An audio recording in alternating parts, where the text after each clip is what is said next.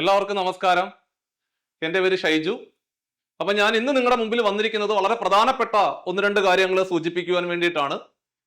നമ്മുടെ ഈ വർഷത്തെ ഗ്രൂപ്പ് ഡി പരീക്ഷയുടെ എക്സാമിനേഷൻ ഡേറ്റ് RRB ഒഫീഷ്യലായിട്ട് പുറത്തുവിട്ടിരിക്കുകയാണ്. അപ്പൊ നമ്മൾ കുറച്ച് ദിവസങ്ങളിലായിട്ട് നമ്മൾ വലിയ ആശയക്കുഴപ്പത്തിലായിരുന്നു. കേസ് അതിന്റെ അപ്പീൽ പോകുന്നു, മേൽക്കോടതിയിലേക്ക് പോകുന്നു, പിന്നെ അതും കീഴ്ക്കോടതിയിലേക്ക് വരുന്നു. അങ്ങനെ വലിയ ആശങ്കയോടുകൂടി നമ്മൾ നോക്കിക്കണ്ട ദിവസങ്ങളാണ് നമ്മുടെ മുമ്പിൽ ഉണ്ടായിരുന്നത്. അതിനെല്ലാം ഒരവസാനം കുറിച്ചിരിക്കുകയാണ്. നമ്മുടെ പരീക്ഷയുടെ ഡേറ്റ് RRB ഒഫീഷ്യലായിട്ട് നമ്മുടെ മുമ്പിലേക്ക് വെച്ചു. ഇനിയുള്ള ദിവസങ്ങൾ നമ്മൾ പഠനത്തിലേക്ക് വേണ്ടി കേന്ദ്രീകരിക്കുക. എല്ലാ പ്രശ്നങ്ങളും മാറി നമ്മൾ ഇനി പഠനത്തിലേക്ക് മാത്രമായിട്ട് കേന്ദ്രീകരിച്ചുകൊണ്ട് നല്ലൊരു സമയം നിങ്ങൾ ഈ പറയുന്ന വർക്കൗട്ട് ചെയ്യാൻ വേണ്ടി മാത്രമായിട്ട് ഉപയോഗിച്ചുകൊണ്ട് 2025 ഈ നടക്കാൻ പോകുന്ന ഗ്രൂപ്പ് ഡി പരീക്ഷ നിങ്ങൾ നേടിയെടുക്കണം. നേടിയെടുത്തേ പറ്റുള്ളൂ. അടുത്ത ഒരു ഗ്രൂപ്പ് ഡി പരീക്ഷ ചിലപ്പോൾ ITI യോഗ്യത ഉള്ള ഉദ്യോഗാർത്ഥികൾക്ക് മാത്രം എഴുതാൻ പറ്റുന്ന ഒരു രീതിയിലേക്ക് പോയാൽ ഇത് നമ്മുടെ അവസാന സാധ്യതയായിട്ട് മാറും. അതുകൊണ്ട് ഇത്തവണ പരീക്ഷ എഴുതി മാറി ഇത്തവണ പരീക്ഷയ്ക്ക് അപ്ലൈ ചെയ്ത മുഴുവൻ ഉദ്യോഗാർത്ഥികളും വളരെ ആത്മാർത്ഥമായിട്ട് പഠിച്ചുകൊണ്ട് ഇത്രയും വേക്കൻസികൾ റിപ്പോർട്ട് ചെയ്തിരിക്കുന്ന ഈ ഒരു സാഹചര്യത്തിലെ 2026 എന്ന് പറയുന്ന വർഷത്തിലെ തീർച്ചയായിട്ടും RRBയുടെ ഭാഗമായിട്ട് നിങ്ങൾക്ക് ഓരോരുത്തർക്കും ജോലി കിട്ടട്ടെ എന്ന് ആത്മാർത്ഥമായിട്ട് പ്രാർത്ഥിച്ചുകൊണ്ട് നമ്മൾ പറയുവാൻ വന്ന പ്രധാനപ്പെട്ട ഒരു കാര്യം എന്ന് പറയുന്നത് മാത്സിനകത്ത് ഏതൊക്കെ ടോപ്പിക്കുകളാണ് പഠിക്കേണ്ടത്. കാരണം നമുക്കറിയാം മാത്സും റീസണിങ്ങും കൂടെ ചേർത്തിട്ട് 55 മാർക്കാണ്. അതായത് നമ്മുടെ ക്വസ്റ്റ്യൻ പേപ്പറിന്റെ പകുതിയിൽ കൂടുതൽ ചോദ്യങ്ങൾ മാത്സും റീസണിങ്ങും മാത്രമാണ്.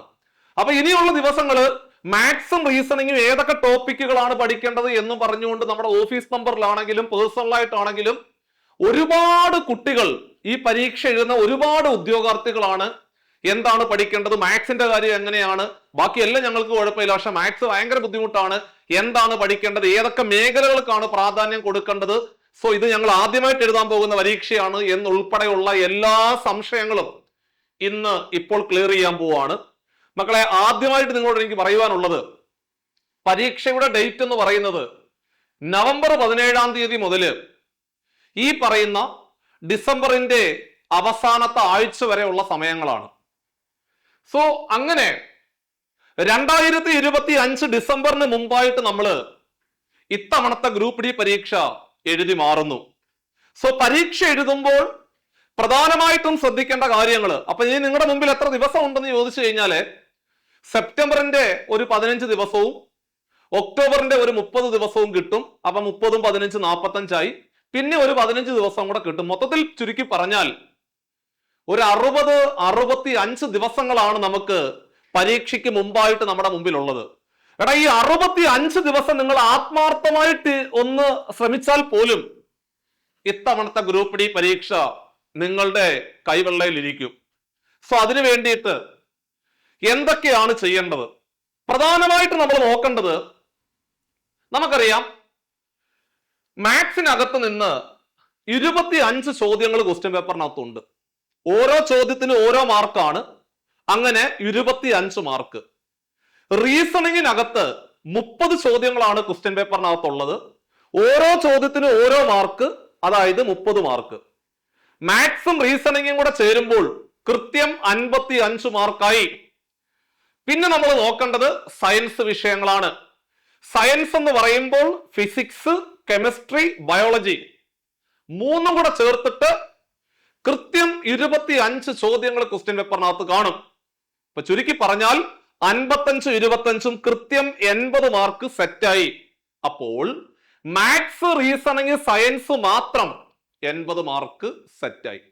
ബാക്കിയുള്ള 20 മാർക്ക് എന്ന് പറയുന്നത് ഈ പറയുന്നത് പോലെ നമ്മുടെ കറണ്ട് അഫേഴ്സും ബാക്കിയുള്ള GK വിഷയങ്ങളുമാണ്.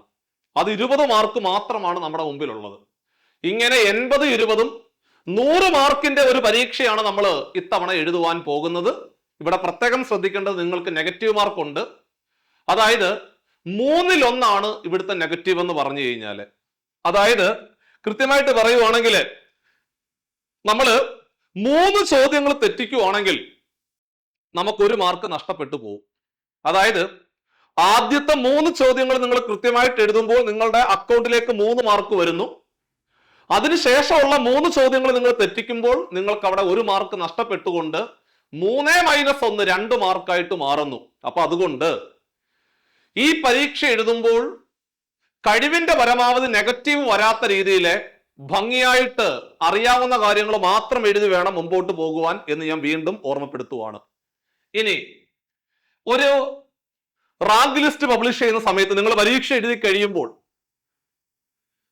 നിങ്ങൾ ഒരു അൺറിസർവ്ഡ് കാറ്റഗറിയിൽപ്പെട്ട ഉദ്യോഗാർത്ഥിയാണെങ്കിൽ നിങ്ങൾക്ക് 40 മാർക്കിൽ കുറവാണെങ്കിൽ നിങ്ങൾ റാങ്ക് ലിസ്റ്റിനകത്ത് കാണത്തില്ല. അതായത് നിങ്ങൾക്ക് ഒരു 40% മാർക്ക്, അതായത് 40 മാർക്ക് ഉണ്ടെങ്കിൽ നിങ്ങളെ റാങ്ക് ലിസ്റ്റിൽ ഉൾക്കൊള്ളിക്കും. പക്ഷെ റാങ്ക് ലിസ്റ്റ് വളരെ മോശമാണെങ്കിൽ നിങ്ങൾക്ക് പെട്ടെന്ന് ജോലി കിട്ടത്തില്ല.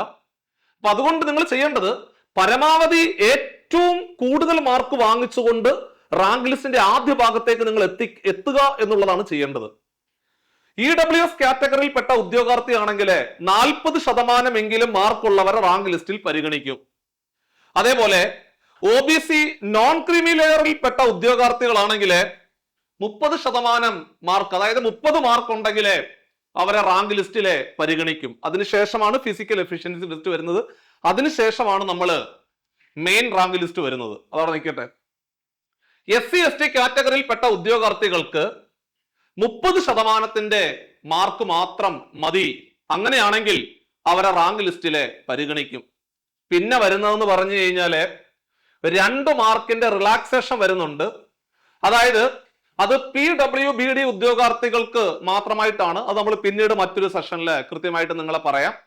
അതായത് ഫിസിക്കലി ബെഞ്ച്ഡ് മാർക്ക് എന്ന് പറയുന്ന അങ്ങനെ ഒരു സംഭവം ഉണ്ട്. അത് ഫിസിക്കൽ ആയിട്ട് വരുന്ന ഒരു ചെറിയൊരു ഡിഫക്റ്റ് ആണ്. സോ അതിന് കുറച്ച് കാര്യങ്ങളൊക്കെ കൃത്യമായിട്ട് പറയുന്നുണ്ട്. അത് നമ്മൾ പിന്നീട് മറ്റൊരു സാഹചര്യത്തിൽ അത് കൃത്യമായിട്ട് നിങ്ങളെ പരിചയപ്പെടുത്തുന്നതായിരിക്കും. നിലവിൽ നിങ്ങൾ നോക്കേണ്ടത് OBC കാറ്റഗറിയിൽപ്പെട്ട ഉദ്യോഗാർത്ഥികളാണെങ്കിൽ 30%, SC ST ആണെങ്കിൽ 30%, EWS കാറ്റഗറിയോ അല്ലെങ്കിൽ അൺറിസർവ്ഡ് കാറ്റഗറിയോ ആണെങ്കിൽ മിനിമം നിങ്ങൾ 40 മാർക്ക് ഉണ്ടെങ്കിൽ മാത്രമേ റാങ്ക് ലിസ്റ്റിനകത്തേക്ക് നിങ്ങൾ വരത്തുള്ളൂ എന്നുള്ളതാണ് വസ്തുത. ഇനി ഇതിന്റെ ഈ ഗ്രൂപ്പ് ഡി പരീക്ഷയുടെ മെയിൻ ഹൈലൈറ്റ് എന്ന് പറഞ്ഞാല് മാത്സ് റീസണിങ് ആണ്. മാത്സ് റീസണിങ്ങിന് 55 മാർക്ക്, അതേപോലെ സയൻസിന് 25 മാർക്ക്, അങ്ങനെ 80 മാർക്കായി. അപ്പൊ ചുരുക്കി പറഞ്ഞാല് മാത്സ് റീസണിങ് സയൻസിന് വലിയ പ്രാധാന്യം കൊടുത്തുകൊണ്ട് നിങ്ങൾ ഇനിയുള്ള ദിവസങ്ങൾ പഠിച്ച് മുമ്പോട്ട് പോവുകയാണെന്നുണ്ടെങ്കിൽ പരീക്ഷ ക്രാക്ക് ചെയ്യുവാൻ സാധിക്കും. അങ്ങനെയാണ് ചെയ്യേണ്ടത്. അപ്പൊ സ്വാഭാവികമായിട്ടും മാത്സിനകത്ത് ഏതൊക്കെ ചാപ്റ്ററുകളാണുള്ളത്, ഓരോ ചാപ്റ്ററിന് എത്ര മാർക്കിന് വീതം പരീക്ഷയ്ക്ക് ചോദ്യങ്ങൾ വരും എന്നുൾപ്പെടെയുള്ള കംപ്ലീറ്റ് കാര്യങ്ങളാണ് പറയുവാൻ പോകുന്നത്. മക്കളെ, ഓൾജിബ്രയ്ക്കകത്തുനിന്ന് 2 ചോദ്യം മിനിമം നിങ്ങൾക്ക് പ്രതീക്ഷിക്കാം. ചിലപ്പോൾ 3 ചോദ്യങ്ങൾ വരാം. സിംപ്ലിഫിക്കേഷനകത്ത് നിന്ന് 3 ചോദ്യം വരാം, മിനിമം 3 ചോദ്യം വരാം, പരമാവധി 4 ചോദ്യങ്ങൾ വരെ വരാം. നമ്പർ സിസ്റ്റത്തിനകത്ത് നിന്നും ഇതുപോലെ തന്നെ 3 ചോദ്യം മുതൽ 4 ചോദ്യം വരെ പ്രതീക്ഷിക്കാം. പെർസെന്റേജിനകത്തുനിന്ന് 1 ചോദ്യം അല്ലെങ്കിൽ 2 ചോദ്യം പരീക്ഷയ്ക്ക് പ്രതീക്ഷിക്കാം. ആവറേജിനകത്തുനിന്ന് 1 ചോദ്യം നിങ്ങൾക്ക് പരീക്ഷയ്ക്ക് പ്രതീക്ഷിക്കാവുന്നതാണ്. ഇൻട്രസ്റ്റിനകത്തുനിന്ന് 1 ചോദ്യം അല്ലെങ്കിൽ 2 ചോദ്യം പരീക്ഷയ്ക്ക് പ്രതീക്ഷിക്കാം. മിക്സ്ചർ റിലേറ്റഡ് പ്രോബ്ലം ഉണ്ടല്ലോ, മിക്സ്ചർ അലിഗേഷൻ, ആ ഒരു ഭാഗത്ത് നിന്ന് നിങ്ങൾക്ക് പരമാവധി 1 ചോദ്യം വരെ പ്രതീക്ഷിക്കാം. ഏജിനകത്തുനിന്ന് 1 ചോദ്യം പ്രതീക്ഷിക്കാം. പ്രോഫിറ്റ് ആൻഡ് ലോസിനകത്തുനിന്ന് 1 ചോദ്യം അല്ലെങ്കിൽ 2 ചോദ്യം പരീക്ഷയ്ക്ക് പ്രതീക്ഷിക്കാം. പ്രോഗ്രഷൻ, അതായത് അരിത്തമെറ്റിക് പ്രോഗ്രഷൻ, ജോമെട്രിക് പ്രോഗ്രഷനകത്തുനിന്ന് 1 ചോദ്യം നിങ്ങൾക്ക് പരീക്ഷയ്ക്ക് പ്രതീക്ഷിക്കാം. റേഷ്യോ ആൻഡ് പ്രൊപ്പോർഷൻ എന്ന് പറയുന്ന ഭാഗത്ത് നിന്ന് 1 ചോദ്യം അല്ലെങ്കിൽ 2 ചോദ്യം പരീക്ഷയ്ക്ക് പ്രതീക്ഷിക്കാം. ടൈം ആൻഡ് ഡിസ്റ്റൻസിനകത്തുനിന്ന് 1 ചോദ്യം അല്ലെങ്കിൽ 2 ചോദ്യം വരും. ടൈം ആൻഡ് വർക്കിനകത്തുനിന്ന് 1 ചോദ്യം വരാം, അല്ലെങ്കിൽ പരമാവധി 2 ചോദ്യങ്ങൾ വരെ വരാം. പിന്നെ വരുന്നത് ടൈം ആൻഡ് വർക്കാണ്. ടൈം ആൻഡ് വർക്കിനകത്ത് നിന്നും ഇതുപോലെ തന്നെ 1 ചോദ്യം അല്ലെങ്കിൽ 2 ചോദ്യമാണ് വരാൻ സാധ്യത കൂടുതൽ. അതേപോലെ ജോമെട്രി മെൻസുറേഷൻ ഭാഗത്ത് നിന്ന് 2 ചോദ്യം, പരമാവധി 3 ചോദ്യങ്ങൾ വരെ പരീക്ഷകൾക്ക് വരാവുന്നതാണ്. അത് 3D ആണ്. 2Dക്കകത്ത് നിന്ന് 1 ചോദ്യം അല്ലെങ്കിൽ 2 ചോദ്യം വരാം. ട്രിഗണോമെട്രിക്കകത്ത് നിന്ന് 1 ചോദ്യം അല്ലെങ്കിൽ 2 ചോദ്യം വരാം. അതേപോലെ ഡാറ്റ സഫിഷ്യൻസി എന്ന് പറയുന്ന ഭാഗത്ത് നിന്ന് 1 ചോദ്യം പരീക്ഷയ്ക്ക് ചോദിക്കാം. അതേപോലെ എലമെന്ററി സ്റ്റാറ്റിസ്റ്റിക്സ് എന്ന് പറയുന്ന ഭാഗത്ത് നിന്നും 1 ചോദ്യം പ്രതീക്ഷിക്കാം. അങ്ങനെ മാത്സിനകത്ത് നിന്നും 25 ചോദ്യങ്ങൾ വരുന്ന ഭാഗങ്ങളാണ് നമ്മൾ കൃത്യമായിട്ട് നിങ്ങളെ അറിയിച്ചിട്ടുള്ളത്. ഈ ഒരു പാറ്റേണിലായിരിക്കും നമ്മൾ പ്രതീക്ഷിക്കുന്നത്. അപ്പോൾ ഓരോ ചാപ്റ്ററുകൾക്കും വലിയ പ്രാധാന്യം കൊടുത്തുകൊണ്ട് നിങ്ങൾ ഭംഗിയായിട്ട് പഠിച്ചുകൊണ്ട് മുമ്പോട്ട് പോകണം. ഇതാണ് മാത്സിന്റെ കാര്യം. പിന്നെ ഡാറ്റ ഇന്റർപ്രിട്ടേഷൻ എന്ന് പറയുന്നൊരു ഭാഗമുണ്ട്. അവിടെ 4 സബ് ടോപ്പിക്കുകളാണ് ഉള്ളത്. 4 ഉണ്ട്. അതിലൊന്ന് നമുക്ക് ബാർ ഗ്രാഫ് ആണ്, ലൈൻ ഗ്രാഫ്, പൈ ചാർട്ട്, അതുപോലെ ടാബുലേഷൻ ഉണ്ട്.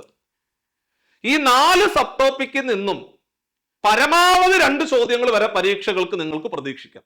ഏതെങ്കിലും ഒരു 2 ചോദ്യം, ഒന്നുകിൽ ഒരു ലൈനും ഒരു ടാബുലേഷനും ആയിരിക്കാം, അല്ലെങ്കിൽ ഒരു ബാറും ഒരു പൈ ചാർട്ടും ആയിരിക്കാം, അല്ലെങ്കിൽ ഒരൊറ്റ ചോദ്യമായിട്ട് നിങ്ങളുടെ മുമ്പിലേക്ക് വരാം. എന്തായാലും ചുരുക്കി പറഞ്ഞാല് നമ്മുടെ ഡാറ്റ ഇന്റർപ്രിട്ടേഷൻ എന്ന് പറയുന്ന ഭാഗത്ത് നിന്നും ഒരു ചോദ്യം മസ്റ്റായിട്ട് പരീക്ഷയ്ക്ക് ചോദിക്കും. അങ്ങനെ മാത്സിനകത്ത് നിന്നും 25 ചോദ്യങ്ങൾ വരുന്ന ഭാഗം ഞാൻ കൃത്യമായിട്ട് നിങ്ങളെ പറഞ്ഞ് പഠിപ്പിച്ചു വെച്ച് സെറ്റാക്കിയിട്ടുണ്ട്. ഇനി നിങ്ങൾക്ക് നോക്കുന്നത് റീസണിംഗ് ആണ്. റീസണിങ്ങിനകത്ത് 30 ചോദ്യങ്ങളാണ് ക്വസ്റ്റ്യൻ പേപ്പറിനകത്തുള്ളത്. സോ റീസണിങ്ങിലെ ചോദ്യങ്ങൾ ഏതൊക്കെ ഭാഗത്ത് നിന്നാണ് വരുന്നത് ശ്രദ്ധിക്കുക. അനലോഗിക്കകത്ത് നിന്ന് 2 ചോദ്യം മുതൽ പ്രതീക്ഷിക്കാം, 2-3 ചോദ്യങ്ങൾ പ്രതീക്ഷിക്കാം. ക്ലാസിഫിക്കേഷൻ 1 ചോദ്യം അല്ലെങ്കിൽ 2 ചോദ്യം വരാം. പസിലാണ് വളരെ പ്രധാനപ്പെട്ട ഭാഗം. പസിലിനകത്ത് നിന്ന് 3 ചോദ്യം മുതൽ 4 ചോദ്യം വരെ വരുവാനുള്ള സാധ്യത ഉണ്ടെന്നുള്ള കാര്യം മറന്നുപോരുത്. സീരീസ് അതുപോലെ തന്നെ വളരെ പ്രധാനപ്പെട്ട ഭാഗമാണ്. സീരീസിനകത്ത് നിന്ന് 3 ചോദ്യം മുതൽ 4 ചോദ്യം വരെ പ്രതീക്ഷിക്കാവുന്നതാണ്. അതേപോലെ അറേഞ്ച്മെന്റ് എന്ന് പറയുന്ന ഭാഗമുണ്ട്. സർക്കുലർ അറേഞ്ച്മെന്റ്, ലീനിയർ അറേഞ്ച്മെന്റ് എന്ന് പറയുന്ന ഭാഗമുണ്ട്. അവിടുന്ന് 2 ചോദ്യം മുതൽ 3 ചോദ്യം വരെ നമുക്ക് പ്രതീക്ഷിക്കാവുന്നതാണ്. ബ്ലഡിനകത്ത് നിന്ന് ഒരൊറ്റ ചോദ്യം മാക്സിമം പ്രതീക്ഷിക്കാവുന്നതാണ്. ക്ലോക്കും കലണ്ടറും കൂടെ ചേർത്തിട്ട് 1 ചോദ്യം പ്രതീക്ഷിക്കാം. കോഡിങ് ഡീകോഡിങ് 1 ചോദ്യം അല്ലെങ്കിൽ 2 ചോദ്യം പരീക്ഷയ്ക്ക് വരും. ഡയറക്ഷൻ എന്ന് പറയുന്ന ഭാഗത്ത് നിന്ന് 1 ചോദ്യം വരാം, അല്ലെങ്കിൽ പരമാവധി 2 ചോദ്യങ്ങൾ വരെ വരാം. നോൺ വെർബൽ റീസണിംഗ് എന്ന് പറഞ്ഞാൽ ഫിഗറുമായിട്ട് ബന്ധപ്പെട്ടതാണ്. അതിപ്പോ ഫിഗറുമായിട്ട് ബന്ധപ്പെട്ടതെന്ന് പറയുമ്പോൾ ഓഡ് മാൻ ഔട്ട് ഫിഗർ ആയിട്ട് വരാം. അങ്ങനെ വരുന്ന ഫിഗർ ബേസ്ഡ് ചോദ്യങ്ങളെയാണ് നമ്മൾ നോൺ വെർബൽ റീസണിംഗ് എന്ന് പറയുന്നത്. അവിടെ നിന്ന് നിങ്ങൾക്ക് 1 ചോദ്യം അല്ലെങ്കിൽ 2 ചോദ്യം വരെ പ്രതീക്ഷിക്കാം. ഓർഡറിംഗ് ആൻഡ് റാങ്കിങ് എന്ന് പറഞ്ഞാൽ ലീനിയർ അറേഞ്ച്മെന്റ് ആണ്, സെപ്പറേറ്റ് ആയിട്ട് പറഞ്ഞിരിക്കുകയാണ്. അവിടുന്ന് പരമാവധി നിങ്ങൾക്ക് 1 ചോദ്യം പ്രതീക്ഷിക്കാം. അതേപോലെ സീറ്റിംഗ് അറേഞ്ച്മെന്റിനകത്ത് നിന്ന് പരമാവധി 2 ചോദ്യങ്ങൾ പ്രതീക്ഷിക്കാം. ഡാറ്റ സഫിഷ്യൻസി എന്ന് പറയുന്ന ഭാഗത്ത് നിന്ന് പരമാവധി 1 ചോദ്യം, മാക്സിമം 1 ചോദ്യം പ്രതീക്ഷിക്കാം. അതേപോലെ സില്ലോജിസത്തിനകത്തുനിന്ന് 1 ചോദ്യം അല്ലെങ്കിൽ പരമാവധി 2 ചോദ്യങ്ങൾ വരെ പ്രതീക്ഷിക്കാം. അതേപോലെ വെൻ ഡയഗ്രത്തിനകത്ത് നിന്ന് 1 ചോദ്യം അല്ലെങ്കിൽ പരമാവധി 2 ചോദ്യങ്ങൾ വരെ പ്രതീക്ഷിക്കാം. അങ്ങനെ 25 മുതൽ 30 വരെ ഉള്ള ചോദ്യങ്ങളുടെ പാറ്റേൺ വരുന്നത് ഇങ്ങനെയാണ്. അപ്പൊ നമുക്ക് ഒരു 27 ചോദ്യങ്ങളൊക്കെ റീസണിങ്ങിനകത്ത് നിന്ന് കൃത്യമായിട്ട് വരാം എന്ന് പ്രതീക്ഷിക്കുന്നു. ഇതാണ് നമ്മുടെ മാത്സിന്റെയും റീസണിങ്ങിന്റെയും ടോപ്പിക്കിനകത്ത് നിന്ന് ഏതൊക്കെ ഭാഗങ്ങളാണ് നിങ്ങളുടെ മുമ്പിലേക്ക് വരുന്നത് എന്നുള്ള കാര്യം കൃത്യമായിട്ട് പറഞ്ഞു. അവിടെ വെർബൽ റീസണിംഗ് എന്ന് പറയുന്ന ഒരു ഭാഗമുണ്ട്. സോ ആ വെർബൽ റീസണിങ്ങിനകത്ത് നിന്ന് നമുക്കറിയാം സ്റ്റേറ്റ്മെന്റ് ആർഗ്യുമെന്റ് എന്ന് പറയുന്ന ഭാഗമുണ്ട്, സ്റ്റേറ്റ്മെന്റ് അസംഷൻ എന്ന് പറയുന്ന ഭാഗമുണ്ട്, സ്റ്റേറ്റ്മെന്റ് കൺക്ലൂഷൻ എന്ന് പറയുന്ന ഭാഗമുണ്ട്. സോ ഈ 3 സബ് ടോപ്പിക്കിൽ നിന്നും മൊത്തത്തിൽ നമുക്ക് 2 ചോദ്യം അല്ലെങ്കിൽ പരമാവധി 3 ചോദ്യങ്ങൾ വരെ വരാം. അപ്പൊ ചുരുക്കി പറഞ്ഞാല് ആദ്യം പറഞ്ഞ 27 മാർക്ക് വരെ വരാവുന്നതും അതേപോലെ ഇവിടെ പറഞ്ഞ 3 മാർക്കും ഉൾപ്പെടെ മൊത്തത്തിലെ 30 മാർക്കിന്റെ റീസണിംഗ് ഭാഗങ്ങളാണ് നമ്മളെ കൃത്യമായിട്ട് നിങ്ങളെ പറഞ്ഞ് കൃത്യമായിട്ട് അവിടെ അവസാനിപ്പിച്ചിരിക്കുന്നത്. ഇങ്ങനെ മാത്സിന്റെ 25 ചോദ്യങ്ങൾ വരുന്ന ഭാഗങ്ങൾ കൃത്യമായിട്ട് നിങ്ങളെ ഞാൻ പറഞ്ഞു തന്നിട്ടുണ്ട്. അതേപോലെ റീസണിങ്ങിനകത്ത് നിന്ന് 30 മാർക്ക് വരുന്ന ചോദ്യങ്ങൾ ഏതൊക്കെ ടോപ്പിക്കിൽ നിന്നാണ് വരുന്നുള്ള കാര്യം കൃത്യമായിട്ട് നിങ്ങൾക്ക് പറഞ്ഞു തന്നിട്ടുണ്ട്. സോ വരാൻ പോകുന്ന പരീക്ഷയ്ക്ക് മാത്സ് റീസണിങ്ങിനകത്ത് നിന്നും ഏതൊക്കെ ചോദ്യങ്ങളാണ് കൃത്യമായിട്ട് ഏതൊക്കെ ടോപ്പിക്കിനാണ് വലിയ പ്രാധാന്യം കൊടുത്ത് പഠിക്കേണ്ടത് എന്നുള്ള കാര്യത്തിലെ കൃത്യം ധാരണ നിങ്ങൾക്കുണ്ടായി എന്ന് ഞാൻ വിശ്വസിക്കുകയാണ്. അപ്പൊ നിങ്ങൾ ഇനി പഠിക്കുന്ന സമയത്ത് സ്വാഭാവികമായിട്ടും ഇത്തരം ചാപ്റ്ററുകൾക്ക് വലിയ പ്രാധാന്യം കൊടുത്തു വേണം നിങ്ങൾ മുമ്പോട്ട് പഠിച്ചു പോകുവാൻ എന്നുള്ള കാര്യം കൂടി ഞാൻ ഓർമ്മപ്പെടുത്തുവാണ്. ഇനി നമുക്കറിയാം ഇനിയുള്ള ദിവസങ്ങൾ എന്ന് പറഞ്ഞാല് വിരലിലെണ്ണാവുന്ന ദിവസങ്ങളും വളരെ പ്രധാനപ്പെട്ട ദിവസങ്ങളുമാണ്. ഇത്തരത്തിലെ സിലബസിലോട് കേന്ദ്രീകരിച്ചുകൊണ്ട് മാത്സ്, റീസണിങ്, സയൻസിന് വലിയ പ്രാധാന്യം കൊടുത്ത് നിങ്ങൾ പഠിക്കുകയാണെന്നുണ്ടെങ്കിൽ അതും കഴിഞ്ഞുപോയ RRB നടത്തിയ ഗ്രൂപ്പ് ഡി, NTPC, അതേപോലെ ലോ കോഡ് ക്വസ്റ്റ്യൻ പേപ്പറുകൾ, അതേപോലെ തന്നെ നമ്മുടെ പാരാമെഡിക്കലിന്റെ പരീക്ഷയ്ക്ക് ചോദിച്ച ചോദ്യങ്ങൾ, ജൂനിയർ എഞ്ചിനീയർ ഉൾപ്പെടെയുള്ള ഓരോ ടോപ്പിക്കിന്റെയും ചോദ്യങ്ങൾ ഈ കഴിഞ്ഞു പോയ ഒരു 5-6 സെറ്റ് ക്വസ്റ്റ്യൻ പേപ്പർ എടുത്തു വെച്ച് നിങ്ങൾ ഭംഗിയായിട്ട് നിങ്ങൾ പ്രാക്ടീസ് ചെയ്യുവാണെന്നുണ്ടെങ്കിൽ നിങ്ങൾക്ക് ഓരോ ടോപ്പിക്കിലും കൃത്യമായ ധാരണ നേടിയെടുക്കുവാൻ സാധിക്കും. പരീക്ഷയ്ക്ക് ആ ടോപ്പിക്കിൽ നിന്നുള്ള ചോദ്യം നിങ്ങൾക്ക് അടിച്ചെടുക്കുവാനും സാധിക്കും. അത്തരത്തില് ഏറ്റവും മികച്ചത്, അതായത് ഈ പറയുന്ന രീതിയിൽ ഓരോ സബ്ജക്റ്റിന്റെയും ഏറ്റവും മികച്ച ക്ലാസ്സുകൾ, മാത്സ് ആണെങ്കിലും റീസണിങ് ആണെങ്കിലും സയൻസ് ആണെങ്കിലും വലിയ പ്രാധാന്യം കൊടുത്തുകൊണ്ട് നമ്മൾ പുതിയ ബാച്ചുകൾ സ്റ്റാർട്ട് ചെയ്തിരിക്കുകയാണ്. സോ RRB പരീക്ഷ, അതായത് കുറെ നാളുകളായിട്ട് നമ്മൾ കാത്തിരുന്ന ഈ RRB പരീക്ഷയിൽ നിന്ന് പരമാവധി ഉദ്യോഗാർത്ഥികളെ റാങ്ക് ലിസ്റ്റിലേക്ക് എത്തിക്കുക, അവരെ RRBയുടെ ഭാഗമാക്കുക എന്നുള്ള വലിയൊരു മിഷൻ CCയുടെ ഭാഗത്ത് നിന്ന് ഇത്തവണ അതിനു വേണ്ടിയിട്ട് കഠിനമായിട്ട് പരിശ്രമിച്ചുകൊണ്ട് പരമാവധി ഉദ്യോഗാർത്ഥികളെ ഈ റാങ്ക് ലിസ്റ്റിന്റെ ആദ്യ ഭാഗത്തേക്ക് അവരുടെ പേരുകൾ എത്തിക്കുന്നതിന് മിഷന്റെ ഭാഗമായിട്ടാണ് നമ്മൾ പുതിയ ബാച്ചുകൾ സ്റ്റാർട്ട് ചെയ്തിരിക്കുന്നത്. സോ ഈ ഒരു ബാച്ചുകളുടെ പ്രത്യേകത എന്ന് പറഞ്ഞാല് നമ്മൾ ഈ പറഞ്ഞിരിക്കുന്ന സിലബസിനെ കേന്ദ്രീകരിച്ചുകൊണ്ട് കഴിഞ്ഞു പോയ പരീക്ഷകളിൽ RRB നടത്തിയ ചോദ്യങ്ങളെ മാത്രം വിശകലനം ചെയ്തുകൊണ്ട് ആ ഒരു പാറ്റേണിലായിരിക്കും നമ്മുടെ ക്ലാസ്സുകൾ കൃത്യമായിട്ട് നിങ്ങളിലേക്ക് എത്തിക്കുവാൻ പോകുന്നത്. സോ എല്ലാവർക്കും ഉപകാരപ്പെടുന്ന രീതിയിലുള്ള ഈ ക്ലാസ്സുകളിൽ നിങ്ങൾക്ക് ഈ അവസാന മൊമെന്റിൽ ജോയിൻ ചെയ്തുകൊണ്ട് അടുത്ത ഒരു 2 മാസത്തെ സമയം നിങ്ങൾ കൃത്യമായിട്ട് പ്രയോജനപ്പെടുത്തുകയാണെന്നുണ്ടെങ്കിൽ ഈ നവംബർ 17-ാം തീയതി മുതൽ നടക്കാൻ പോകുന്ന പരീക്ഷയില് നിങ്ങൾക്ക് സന്തോഷത്തോടുകൂടി എക്സാം ഹാളിൽ നിന്ന് ഇറങ്ങി വരുവാൻ സാധിക്കും. സോ അത്തരത്തില് നിങ്ങൾക്ക് നല്ല രീതിയിൽ പ്രിപ്പയർ ചെയ്യുവാൻ ഈ ബാച്ചുകൾ സഹായിക്കും. സോ ഈ ബാച്ചുകളിലേക്ക് അഡ്മിഷൻ എടുക്കുവാൻ നിങ്ങൾക്ക് ഈ പറയുന്ന ബോർഡ് നമ്പറിൽ കോൺടാക്ട് ചെയ്തുകൊണ്ട് അഡ്മിഷൻ എടുക്കാവുന്നതാണ്. തീർച്ചയായിട്ടും മാത്സ്, റീസണിങ് പഠിപ്പിക്കുവാൻ നിങ്ങളോടൊപ്പം ഞാനും ഉണ്ടാവും. സോ നമ്മൾ എടുക്കുന്ന ഓരോ ചോദ്യങ്ങളും RRB പരീക്ഷകളിലെ വിവിധ സ്ലോട്ടുകളിൽ ചോദിച്ചു പോയ ചോദ്യങ്ങളുടെ അതേ പാറ്റേൺ ആണ്. അപ്പൊ അതുകൊണ്ട് ഒരു ടോപ്പിക്ക് നമ്മൾ പഠിച്ചു തുടങ്ങുമ്പോൾ തന്നെ, ഇപ്പൊ ടൈം ആൻഡ് വർക്ക് എന്ന് പറഞ്ഞ ചാപ്റ്റർ എടുത്ത് പഠിച്ചു, 1ാമത്തെ ചോദ്യം ചെയ്തു, 2 ചെയ്തു, 4, 5, 6, 7 ചോദ്യങ്ങളൊക്കെ ചെയ്ത് കഴിയുമ്പോൾ നിങ്ങൾക്ക് അവിടെ അറിയാൻ പറ്റും പല ചോദ്യങ്ങളും റെപ്പറ്റീഷൻ ആണെന്ന് മനസ്സിലാക്കാൻ പറ്റും. ഡിജിറ്റ് മാത്രമേ മാറത്തുള്ളൂ. അതാണ് ഈ RRB നടത്തുന്ന പരീക്ഷകളുടെ പ്രത്യേകത. TCS നടത്തുന്ന മാറുന്ന പരീക്ഷയാണ്. സോ അത്തരത്തിലെ റെപ്പറ്റീഷൻ വരുന്ന വളരെ പ്രധാനപ്പെട്ട പരീക്ഷയാണ്. സോ നിങ്ങൾ നല്ല രീതിയിൽ പ്രിപ്പയർ ചെയ്ത് കഴിഞ്ഞാല് ഇത്തവണത്തെ നമ്മുടെ ഈ പറയുന്ന ഗ്രൂപ്പ് ഡി പരീക്ഷ നമ്മുടെ കയ്യിലിരിക്കും. സോ എല്ലാവർക്കും ബാച്ചിലേക്ക് ജോയിൻ ചെയ്തുകൊണ്ട് ഇനിയുള്ള ദിവസങ്ങൾ ആത്മാർത്ഥമായിട്ട് പഠിക്കാവുന്നതാണ്. ലൈവ് ക്ലാസ്സുകൾക്കാണ് വലിയ പ്രാധാന്യം ഇവിടെ ഉള്ളത്. ലൈവ് ക്ലാസ്സുകളുണ്ട്, അതിന്റെ റെക്കോർഡ് വേർഷൻ ഉണ്ട്, ആപ്പിനകത്ത് റെക്കോർഡ് ക്ലാസ്സുകൾ ഉണ്ട്. ഓരോ ആഴ്ചകളിലും നമ്മൾ റിവിഷൻ ടെസ്റ്റുകൾ നടത്താറുണ്ട്, അതേപോലെ മോഡൽ എക്സാമുകൾ നടത്താറുണ്ട്, CBT പരീക്ഷകൾ കണ്ടക്ട് ചെയ്യാറുണ്ട്. ഇത്തരത്തിൽ എല്ലാ രീതിയിലും, അതുപോലെ PDF നോട്ടുകൾ നിങ്ങൾക്കിലേക്ക് എത്തിക്കാറുണ്ട്. ഇത്തരത്തിൽ എല്ലാ ഫീച്ചേഴ്സും ഉൾപ്പെടുന്ന രീതിയിൽ ഏറ്റവും മികച്ച ബാച്ചുകളുമായിട്ടാണ് നിങ്ങളുടെ മുമ്പിലേക്ക് വരുന്നത്. സോ എല്ലാവർക്കും ഈ ഒരു ബാച്ചുകളിലേക്ക് അഡ്മിഷൻ എടുത്തുകൊണ്ട് 2026 RRBയുടെ ഭാഗമാകാൻ നിങ്ങൾ വെയിറ്റ് ചെയ്തുകൊണ്ടിരിക്കുകയാണെന്നുണ്ടെങ്കിൽ ഇപ്പോൾ തീർച്ചയായിട്ടും CCയുടെ ഭാഗമാകുക. അടുത്ത ഒരു യൂസ്ഫുൾ സെഷനുമായിട്ട് നമുക്ക് വീണ്ടും കാണാം മക്കളെ. ബൈ.